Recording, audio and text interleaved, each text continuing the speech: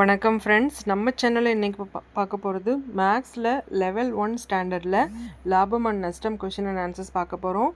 மேக்ஸில் லெவல் 1 ஸ்டாண்டர்டில் நம்ம ஒரு டாப்பிக்கும் 10 கொஷின்ஸ் வீடியோஸ் அப்லோட் பண்ணிகிட்ருக்கோம். உங்களுக்கு பிடிஎஃப்ஸும் அவைலபிளாக இருக்குது. பிடிஎஃப் வேணும் அப்படின்னு சொன்னால் ஒரு வீடியோலையுமே ஃபஸ்ட்டு கமெண்டில் அதற்கான டீட்டெயில்ஸும் வாட்ஸ்அப் நம்பரும் இருக்குது. அந்த வாட்ஸ்அப் நம்பருக்கு நீங்கள் காண்டாக்ட் பண்ணிவிட்டு உங்களுக்கு என்ன சப்ஜெக்ட் மெட்டீரியல் பிடிஎஃப் வேணுமோ அதை நீங்கள் வாங்கிக்கலாம். அதே மாதிரி ஒரு இம்பார்ட்டண்டான விஷயம் ஃப்ரெண்ட்ஸ், நம்ம டெஸ்ட் சீரீஸ் ஸ்டார்ட் பண்ணி போயிட்டுருக்கு. First batch students test attend பண்ணிகிட்ருக்காங்க.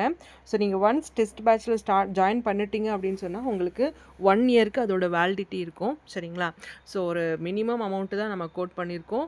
நீங்கள் அந்த அமௌண்ட் பே பண்ணி டெஸ்ட் சீரீஸில் ஜாயின் பண்ணிட்டீங்க அப்படின்னு சொன்னால் 1 இயருக்கு டே பை டே உங்களுக்கு நோட்ஸ் கொடுத்துருவோம். அந்த நோட்ஸ்லேருந்து test at the end of day நீங்கள் நைட் அட்டன் பண்ணி பார்க்குற மாதிரி இருக்கும்.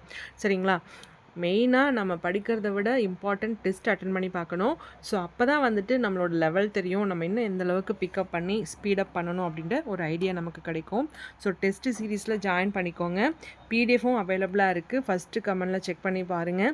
பிடிஎஃப் வேணாலும் வாங்கிக்கோங்க. அதே மாதிரி நம்ம சேனலில் தமிழ், சயின்ஸு, மேக்ஸு, சோஷியலில் ஹிஸ்ட்ரி, ஜியாகிரஃபி, ஐஎன்எம், பாலிட்டின்னு சொல்லிட்டு ஒரு இண்டிவிஜுவல் டாப்பிக்குமே டே பை டே நம்ம வீடியோஸ் அப்லோட் பண்ணிகிட்ருக்கோம். ஸோ அந்த வீடியோவுமே நீங்கள் 1 or 2 டைம்ஸ் ப்ரிப்பேர் பண்ணிவிட்டு வால்யூமை மியூட் பண்ணிவிட்டு நீங்கள் அதையே கூட நீங்கள் டெஸ்ட் அட்டன் பண்ணி பார்க்கலாம். Whatever it may be the mode, நம்ம எஃபர்ட் போடணும், மேக்ஸிமமுக்கும் மேலே எஃபர்ட் போடணும், கண்டிப்பாக போஸ்டிங் போகணும் அப்படின்ற அந்த மைண்ட் செட்டை விட்டுறாதீங்க. வாங்க இப்போ பார்க்கலாம். இப்போ நம்ம பார்க்குறது லெவல் 1 ஸ்டாண்டர்டு. நம்ம மேக்ஸ் மெட்டீரியல்ஸும் உங்களுக்கு அவைலபிளாக இருக்குது. லெவல் 1, லெவல் 2, லெவல் 3ன்னு சொல்லிட்டு டிஃபிகல்ட்டி லெவலை இன்க்ரீஸ் பண்ணியும் உங்களுக்கு எக்ஸ்ப்ளனேஷனோட மேக்ஸும் பிடிஎஃபாக ப்ரொவைட் பண்ணுறோம்.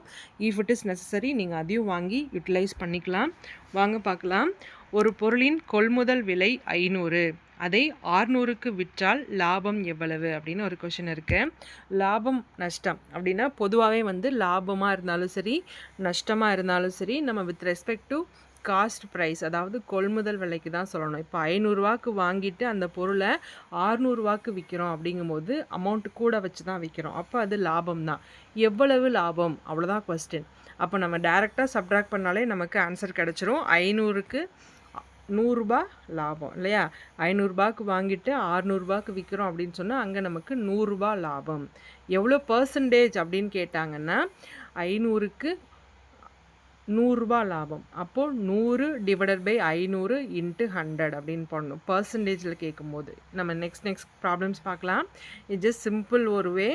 ஒரு பொருளை கொள்முதல் விலை அப்படின்னா அது காஸ்ட் ப்ரைஸ், அது 600க்கு விற்கிறோம் அப்படின்னா அது செல்லிங் ப்ரைஸ். 500க்கு வாங்கிட்டு 600க்கு விற்கிறோம் அப்படிங்கும்போது நமக்கு லாபம் எவ்வளவு, ப்ராஃபிட் எவ்வளவு, 100 அடுத்த கொஸ்டின். ஒரு பொருளின் கொள்முதல் விலை 800, அதை 720க்கு விற்றால் நஷ்டம் எவ்வளவு அப்படின்னு கேட்குறாங்க. 800 பொருளை 720 விற்கிறோன்னா எவ்வளோ குறைச்சி கொடுக்குறோம், 80 குறைச்சி கொடுக்குறோம். அப்போ நமக்கு நஷ்டம் எவ்வளவு, 80 நஷ்டம். அமௌண்ட்டு தான் கேட்குறாங்க எவ்வளோன்னு. அப்போ டேரெக்டாக சப்ட்ராக்ட் பண்ணி சொல்கிறோம், 80 நமக்கு நஷ்டம். ஓகேங்களா?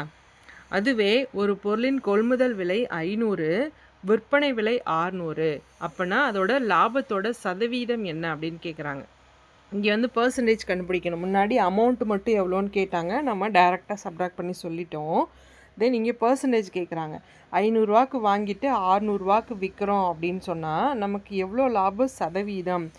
500ரூவாக்கு வாங்கிட்டு 600ரூவாக்கு விற்கிறோன்னா எவ்வளோ லாபம், 100 லாபம். எவ்வளோக்கு, 500க்கு 100 லாபம். With respect to cost price தான் சொல்லணும். அதே 500ரூவாக்கு வாங்கிட்டு 400ரூவாக்கு விற்கிறோம் அப்படின்னு சொன்னால் நமக்கு எவ்வளோ நஷ்டம், 100 நஷ்டம். எவ்வளோக்கு, 500க்கு 100 நஷ்டம். 500க்கு 100 லாபம். With respect to cost price, கொள்முதல் விலையை வச்சு தான் நம்ம பர்சன்டேஜ் சொல்லணும். 500க்கு 100 லாபம். அப்போது 100ன்றது 500ல் எத்தனை சதவீதம், 20% இல்லையா? 100 அப்படின்றது 500ல் எத்தனை சதவீதம், 20% நமக்கு லாபம். இல்லை நான் ஃபார்முலா படி தான் போடணும் அப்படின்னு சொன்னால் நம்ம டைரெக்டாகவே என்ன பண்ணலாம், 500க்கு 100 லாபம். அப்போ 100 மேலே போடு, 500 கீழே போடு. பர்சன்டேஜ் அப்படின்னு சொன்னாலும் என்ன பண்ணணும், இன்ட்டு 100 போடணும். சரிங்களா? அப்போது 20%. அடுத்து ஒரு பொருளின் கொள்முதல் விலை 1000, காஸ்ட் ப்ரைஸ் 1000, 10% நஷ்டத்தில் விற்கிறோம் அப்படின்னு சொன்னால் விற்பனை விலை எவ்வளவு. 10% நஷ்டத்தில் விற்கிறோம், விற்பனை விலை தான் கேட்குறாங்க, நஷ்டத்தோட பர்சன்டேஜ் கேட்கல. சரி, 1000ல் 10% எவ்வளோ? 100 ரூபா இல்லையா? 1000ல் 10% எவ்வளோ? 100 ரூபா. ஒரு 0 எடுத்துட்டோம்னா அதுதான் நமக்கு 10% கிடைக்கும் இல்லையா? எந்த நம்பராக இருந்தாலும் அதில் கடைசியில் இருக்க ஒரு 0வை எடுத்துட்டோம்னா அது 10%. கடைசியில் இருக்க 2 0வை எடுத்துட்டோம்னா அது 1%. சரிங்களா? 1000ல் 10% எவ்வளோ? 100 ரூபா. அப்போ 100 ரூபா குறைச்சிட்டு விற்கிறோம் அப்படின்னு சொன்னால் எவ்வளோக்கு விற்போம்? 900 ரூபாய்க்கு விற்போம். 10% நஷ்டத்தில் விற்றால் அதனால 100 ரூபாவை குறைக்கிறோம். விற்பனை விலை என்னவா இருந்திருக்கும்? 900 ரூபாவாக இருந்திருக்கும். புரியுதுங்களா? ஒரு பொருளின் கொள்முதல் விலை 1000, 10% நஷ்டத்தில் விற்கிறோம். 1000ல் 10 அப்படின்றது 100 ரூபா. 100 ரூபா குறைச்சிட்டு விற்கிறோன்னா எவ்வளோக்கு அதை கொடுத்துருப்போம்? 900 ரூபாய்க்கு கொடுத்துருப்போம். அடுத்தது ஒரு பொருளின் கொள்முதல் விலை 800, 25% லாபத்தில் விற்றால் விற்பனை விலை எவ்வளவு? 800 ரூபா அந்த பொருளோட விலை. 25% லாபம் வச்சு விற்கிறோன்னா எவ்வளோ கூட்டி வச்சுருப்போம்? சரி பார்க்கலாம். 800ல் 10% எவ்வளோ? 80 இல்லைங்களா? முன்னாடி நம்ம சொன்ன மாதிரி ஒரு 0 எடுத்துட்டோன்னா அந்த நம்பரோட 10%த்திற்கான வேல்யூ கிடைக்கும். 800ல் 10% 80, 5% எவ்வளோ? 40. சரி, 5% 40, 10% 80. இவங்க என்ன சொல்லியிருக்காங்க? 25% சொல்லியிருக்காங்க. அப்போ 10% 80, 20% இன்னொரு 80, 160. 5% எவ்வளோ? 40. 160 + 40 200 வருதுங்களா? ஒரு பொருளின் கொள்முதல் விலை 800, 25% லாபம் வைக்கணும்னா இன்னொரு 200 ரூபா கூட்டி விற்கணும். அப்போ அந்த பொருளை எவ்வளோ ரூபாய்க்கு நம்ம விற்றுருப்போம்? 800 + 200 1000 ரூபாய்க்கு விற்றுருப்போம். சரிங்களா? லாபம் 25%. அப்போ 800ல் 25% எவ்வளோ? 200. அப்போ விற்பனை விலை என்னவாக இருந்திருக்கும்? அதோட கொள்முதல் விலை 800ஐயும் லாபமான பணம் 200ஐயும் சேர்த்து 1000 ரூபாய்க்கு அந்த பொருளை விற்றுருக்கணும். சரிங்களா? அடுத்து ஒரு பொருளை 900 ரூபாய்க்கு வாங்கி 1080 ரூபாய்க்கு விற்றோம்னா லாபம் எவ்வளோ? லாப சதவீதம் கேட்குறாங்க. சரி, 900 ரூபாய்க்கு வாங்குகிறோம், 1080 ரூபாய்க்கு விற்கிறோம். எவ்வளோ எக்ஸ்ட்ரா பணம் வச்சு விற்கிறோம்? 180 ரூபா அதிகமாக விற்கிறோம். சரிங்களா? அப்போ லாப சதவீதம் எவ்வளோன்னு கேட்குறாங்க. லாபம் 180ன்னு தெரியும், லாப சதவீதம் நமக்கு தெரியாது. லாப சதவீதம் எப்போவுமே with respect to cost price தான் சொல்லணும். தட் மீன்ஸ் அதோட கொள்முதல் விலைக்கு தான் நம்ம கண்டுபிடிக்கணும். 900ல் 180 எத்தனை சதவீதம் அப்படின்னு பார்க்கணும். 900ல் 10% எவ்வளோ? 90. அப்போ 20% எவ்வளோ? 180. அப்போ 900ல் லாப சதவீதம் எவ்வளோ? 180 ரூபா. அப்போ பர்சன்டேஜ் எவ்வளோ? 20%. எப்படி சொல்கிறோன்னு புரியுதுங்களா? வித்தியாசம் பார்க்குறோம். 180 லாப சதவீதம் கேட்குறாங்க. அந்த 180 அப்படின்றது 900ல் எத்தனை சதவீதம் தான் நம்ம பார்க்கணும். With respect to cost price தான் ப்ராஃபிட்டாக இருந்தாலும் சரி லாஸாக இருந்தாலும் சரி நம்ம ஃபைண்ட் அவுட் பண்ணணும். அப்போ 180 அப்படின்றது 900ல் 10% 90, 20% 180. அப்போ லாப சதவீதம் எவ்வளோ? 20. பாருங்கள், லாபம் 1080லேருந்து 900 கழிச்சிட்டோம், 180 ரூபா. அந்த 180 ரூபா அப்படின்றது 900க்கு எவ்வளோன்னு தான் நம்ம பார்க்கணும். 900ல் 180 அப்படின்றது எவ்வளோ? அப்போ 180 / 900 பர்சன்டேஜ்னு கேட்கும்போது × 100. இதை நம்ம சால்வ் பண்ணோன்னா நமக்கு 20% கிடைக்கும். அடுத்து ஒரு பொருளை 600க்கு வாங்கி 540க்கு விற்றால் நஷ்ட சதவீதம் எவ்வளோ?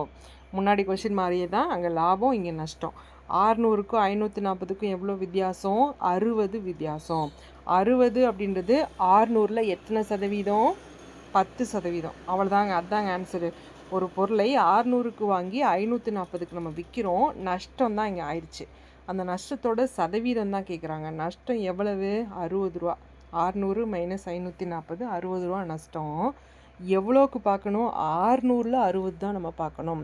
With respect to cost price அதோட கொள்முதல் விலையை வச்சு தான் நம்ம லாபமாக நஷ்டமானு சொல்லணும். சரிங்களா? விற்பனை விலையை பார்க்கக்கூடாது லாப நஷ்ட கால்குலேஷனுக்கு. இப்போ 60ன்றது 600ல் எத்தனை சதவீதம்? 10%. அப்போ நஷ்ட சதவீதம் எத்தனை? 10. சரிங்களா? எக்ஸ்ப்ளனேஷன் பாருங்கள். நஷ்டம் 600ல் 540 போக 60 ரூபா நஷ்டம். நஷ்ட சதவீதம் பார்க்கணும். 60 / 600 இன்ட்டு பர்சன்டேஜ்னால 100. அப்போது 10% நமக்கு நஷ்டம். அடுத்து ஒரு பொருளின் கொள்முதல் விலை 400, 15% லாபம் பெற வேண்டுமானால் விற்பனை விலை என்னவாக இருக்கணும்?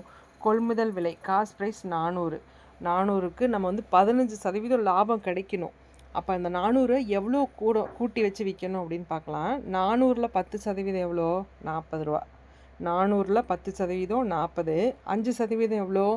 20. அந்த 40யும் 20யும் கூட்டினோம்னா எவ்வளோ? 60. அப்போ 15% நமக்கு வந்து லாபம் வேணும்னா எவ்வளோ எக்ஸ்ட்ரா விற்கணும்? 60 ரூபா எக்ஸ்ட்ரா வச்சு விற்கணும். அவ்வளோதான். அப்போ விற்பனை விலை என்னவாக இருக்கணும்? 60 ரூபா. புரியுதுங்களா? அந்த பொருளோட விலை 400, 15% லாபம் வேணும்னா நம்ம எந்த விலைக்கு விற்கணும்னு கேட்குறாங்க. 400ல் 15% எவ்வளவு? 400ல் 10% 40, 5% 20. அந்த 40யும் 20யும் கூட்டினோம்னா 60. அப்போ 400க்கு விற்கிறதுக்கு பதிலாக 460க்கு விற்றோம்னா நமக்கு 15% லாபம் கிடைக்கும் இல்லையா? அப்போ ஆன்சர் என்னது? 460. எக்ஸ்ப்ளனேஷன் பாருங்கள். லாபம் 15%. எதில்? 400க்கு 5% லாபம் வேணும். இப்போ 400ல் 15% எவ்வளோ? 60 ரூபா. அப்போ எவ்வளோ வைக்கணும்? 400யும் 60யும் கூட்டி 460க்கு விற்கணும். அடுத்து ஒரு பொருள் 720ற்கு விற்கப்படுகிறது. அதில் 20% நஷ்டம் ஏற்பட்டால் அதன் கொள்முதல் விலை என்ன? இந்த ஒரு கொஸ்டின் வேறு மாடலில் இருக்குது. எப்போவுமே வந்து நம்ம கொள்முதல் விலையை சொல்லிவிட்டு விற்பனை விலையை கேட்பாங்க. இவங்க விற்பனை விலையை செல்லிங் ப்ரைஸ் 720ன்னு சொல்லிட்டாங்க, விற்பனை விலை சொல்லிட்டாங்க, நஷ்டம் 20%ன்னு சொல்லிட்டாங்க. அப்போது கொள்முதல் விலை என்னவாக இருக்கும் அப்படின்னு கேட்குறாங்க. சரிங்களா? நம்ம வந்து ஆப்ஷன் எலிமினேஷன் மெத்தடில் போகலாம். இப்போ 800க்கும் 720க்கும் எவ்வளோ வித்தியாசம்? 80 வித்தியாசம். 80ன்றது 800ல் எத்தனை சதவீதம்? 10%. ஆனால் இவங்க என்ன சொல்லியிருக்காங்க? 20% நஷ்டம்னு கேட்குறாங்க. அப்போ ஆப்ஷன் ஏ வருமா? வராது. பாருங்கள், 800க்கும் 720க்கும் 80 ரூபா வித்தியாசம். அந்த 80 ரூபான்றது 800ல் 10% தான். ஆனால் இவங்க சொல்லியிருக்கிறது 20% நஷ்டம்னு சொல்லியிருக்காங்க. அப்போ ஆப்ஷன் ஏ வராது. ஆப்ஷன் பி பாருங்கள், 850க்கும் 720க்கும் எவ்வளோ வித்தியாசம்? 130 ரூபா வித்தியாசம். 130 ரூபா அப்படின்றது 850ல் 20% வருமா? வராது. 15% தான் வருது இல்லையா? 800ல் 10% 80, 5% 40. அப்போ 120 தான் வித்தியாசம் வருது. அதுவும் 850ம் வராது. அதே ஆப்ஷன் சி பாருங்கள், 900. 900க்கும் 720க்கும் எத்தனை வித்தியாசம்? 180 ரூபா வித்தியாசம். 180 ரூபா அப்படின்றது 800ல் 10% 80, 900ல் 10% 90, 20% 180. அப்போது ஆப்ஷன் சி தான் கரெக்ட் இல்லையா? ரெண்டுத்துக்கும் வித்தியாசம் பாருங்கள். ஆப்ஷன் சி 900 இருக்குது. அந்த பொருளோட விற்பனை விலை எவ்வளோ இருக்குது? 720 இருக்குது. ரெண்டுத்துக்கும் வித்தியாசம் எவ்வளோ? 180. அப்போ 180 அப்படின்றது 900ல் 20%ஆன்னு பார்க்குறோம். ஆமாம், 900ல் 10%, 90, 20%, 180. அப்போது வித்தியாசம் கரெக்டாக வருது. 180 அதோடு ஆட் பண்ணும்போது நமக்கு 900 கிடச்சிருது. 900ல் 20%, 180. அப்போ கொள்முதல் விலை என்னவாக இருந்திருக்கும்? 900 இருந்திருக்கும். 900 ரூபாய்க்கு வாங்கி 720 ரூபாய்க்கு விற்றாதான் நமக்கு 20% அங்கே நஷ்டம் வந்திருக்கும். இல்லை நீங்கள் சொல்கிறது புரியல, நான் ஃபார்முலா படி போகிறேன் அப்படின்னா 20% நஷ்டம் அப்படின்னா எவ்வளோ சதவீதம் நமக்கு விற்றுருக்கோம்? 80% தான் விற்றுருக்கோம். 80% ஆஃப் காஸ்ட் ப்ரைஸ், கொள்முதல் விலை. அப்போ 80% 720னா 100% என்னவாக இருக்கும்?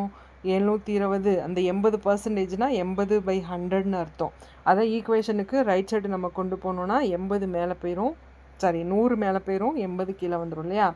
அப்போது 720 × 100/80 சால்வ் பண்ணால் நமக்கு 900 அப்படின்னு வேல்யூ கிடச்சிரும். அடுத்து ஒரு பொருளின் கொள்முதல் விலை 1200, 25% லாபத்துக்கு விற்கணும்னா விற்பனை விலை என்னன்னு கேட்குறாங்க. ரொம்ப ஈஸி, விலை தான் கேட்குறாங்க, பர்சன்டேஜ் கிடையாது. 1200ல் 10% எவ்வளோ? 120. 5% எவ்வளோ? 60. இவங்க வந்து 25% சொல்கிறாங்களா? அப்போ 10% 100, அப்போது 120. 20% ஒரு 120, 240. 5%க்காக ஒரு 60, 240 கூட்டல் 60, 300. 300 ரூபா அதிகமாக விற்கணும் இல்லையா? 25% லாபமாக விற்கணும்னா 300 ரூபாவாக கூட்டிக்கணும். அப்போ 1200 + 300, 1500 ரூபாய்க்கு இதை நம்ம விற்கணும். பாருங்கள், லாபம் 25%. அப்போ 1200ல் 25% எவ்வளவு? 300 ரூபா. 10% 120, இன்னொரு 10% 120, அப்புறம் 5%க்காக 60 ரூபா. மொத்தமாக கூட்டினோம்னா 300 வந்துடும். சரி, நம்ம வந்து லாபம் வச்சு தான் விற்கணும். அப்போது அதோட விலை 1200ஓட 300 நம்ம சேர்த்து விற்றோம்னா நமக்கு 1500 லாபம் கிடைக்கும். சரிங்களா? 25% லாபம் வரணும்னா எவ்வளோக்கு விற்கணும்? 1200 ஒரு பொருளை வாங்கிட்டு 25% லாபம் வேணும்னா அதை 1500 நம்ம விற்கணும். சரிங்களா? இது லெவல் 1 ஸ்டாண்டர்டு. இதே மாதிரி நம்ம லெவல் 2 லெவல் 3 அப்படின்னு சொல்லிட்டு மேக்ஸோட டிஃபிகல்ட்டி லெவலை இன்க்ரீஸ் பண்ணி நம்ம வீடியோஸ் ப்ரொவைட் பண்ணுறதா இருக்கும். அதே மாதிரி பிடிஎஃப்ஸும் அவைலபிளாக இருக்குது. நீங்கள் வேணாலும் ஒரு வீடியோலையுமே ஃபஸ்ட்டு கமெண்டில் அதற்கான டீட்டெயில்ஸும் வாட்ஸ்அப் நம்பரும் இருக்குது. நீங்கள் காண்டாக்ட் பண்ணி என்ன பிடிஎஃப் வேணுமோ அதை நீங்கள் வாங்கிக்கலாம். அதே நம்மளோட டெஸ்ட்டு சீரீஸில் ஜாயின் பண்ணிக்கோங்க. 1 இயர்க்கான வேலிடிட்டி இருக்கும். நீங்கள் என்னடா அமௌண்ட் ஸ்பெண்ட் பண்ணுறமே தயவு செஞ்சு நினைக்காதீங்க. நீங்கள் ஒன்ஸ் ஜாயின் பண்ணிட்டீங்கன்னா நீங்கள் என்னென்ன சப்ஜெக்ட்ஸு என்னென்ன மெட்டீரியல்ஸ் நீங்கள் படிக்கணும் அப்படின்றத நாங்களே ப்ரொவைட் பண்ணிடுவோம். ஸோ அதை நீங்கள் படிச்சுட்டு டெஸ்ட் அட்டன் பண்ணுற மாதிரி இருக்கும். சரிங்களா? ஸோ இருக்கிற டைம் ப்ராப்பராக யூட்டிலைஸ் பண்ணுங்கள். ஒரு ஷெட்யூல் போடுங்க. அந்த ஷெட்யூல் படி ப்ரிப்பரேஷனை ஸ்டார்ட் பண்ணி போயிட்டே இருங்க. கண்டிப்பாக நம்மளால் போஸ்டிங் போக முடியும். All the best friends.